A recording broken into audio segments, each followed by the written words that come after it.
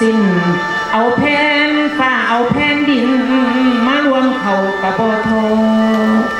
ชาวไทยเสียพาพอผู้เคยปกเกตเก่าแล้งเศร้าได้ซึมสม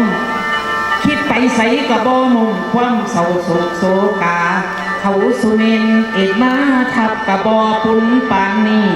จอมจักพีที่เก่าอบวันเฮาให้เย็นซุ่มพอแผ่นดินเคยตอนตุ่มหอมหุ่นไทยประชาสิหาใสในโลกลาเสมอดังพระทรงยศ70 ปีงามหมดอยู่น้ำยาวใดชาวไทยในวันนี้คือดวงแดดสิดับดิน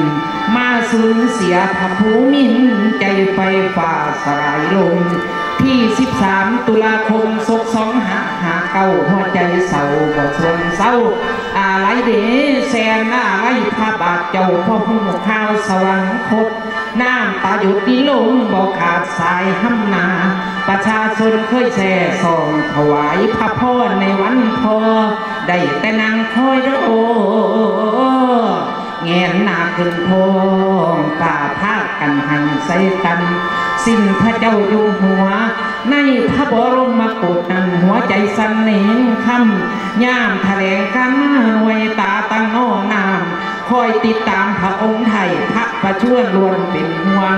องค์ในหลวงเสด็จเมื่อสู่ป่าของข้าอยู่บ่เป็นคือหัวใจสิหยุดเต้นว่ารุ่งวังเวเสียดายเดความเสียดายน้ำตาพังเป็นสายแหลกสลายในยังพื้นแผ่นดินสยามกว้างพระภูมินเคยเหยียบยางถูกทิ้นทางโพแขนเสด็จเยี่ยมไทยประชา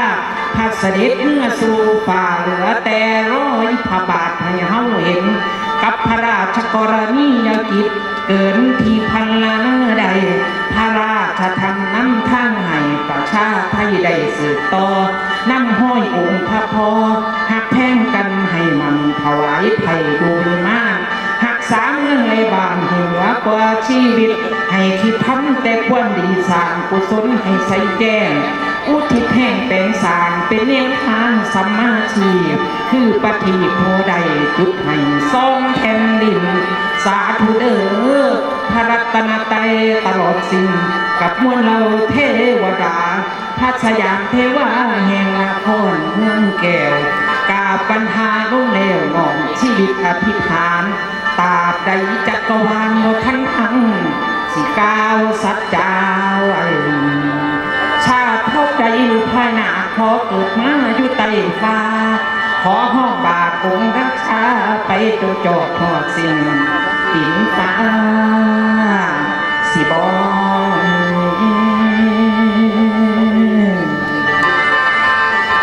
เลือที่มองไปเห็นพระบรมโกศตั้งน้ำตาไหลสังเจ้าของ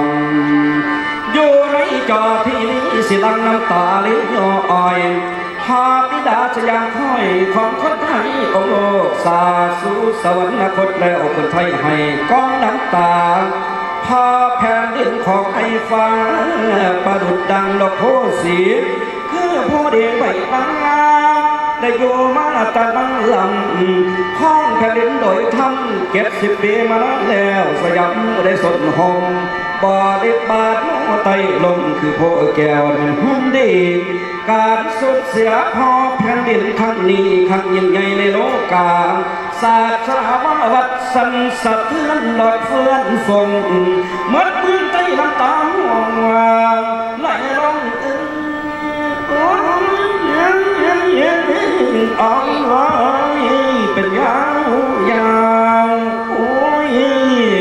ข่าวสวรรคตเจ้าขอจอมเราเผ่าไทย70 ปีแต่พอไรสงอันเหนื่อยดอกมาหึงราชกรณีทักิจทั้งมัวลูกเกิดมากระเบนเห็นพระองค์ทานเห็นกระดาษน้องแดงคอยสงเดินดอยดินคอยเยียงเศรษฐกิจพอเพียงทางฝนหลวงโลกสร้างองค์โครงการเฮาพอไทยพอหลวงเฮาทรงพระราชดำเนินให้ไว้4,000 กว่าดอกโครงการราชทานลงมาถึงทั่วสยามงามล้นพาของไทยได้สวรรคตเดินนี้ไปแล้วสู่คาไว้ไปบ้างโอ้ยโอ้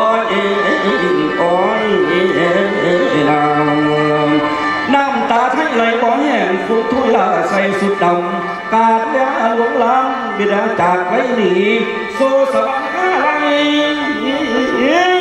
พวกท่านน้ำตาย่อยพาแผ่นดินสยามค่อยพอสุขนั้นหนักหน่วงลูกเกิดมาเห็นพ้องยังอิสระพายอยู่บ่เศร้า70 ปีของราชเจ้า89แห่งดอกพรรษาสู่สวรรค์อะไรจากไทยได้พูดคำใส่สุดดำน้ำตาย้อยเมื่อสุขอ่อนจังบ่ดวงเห็นพระบรม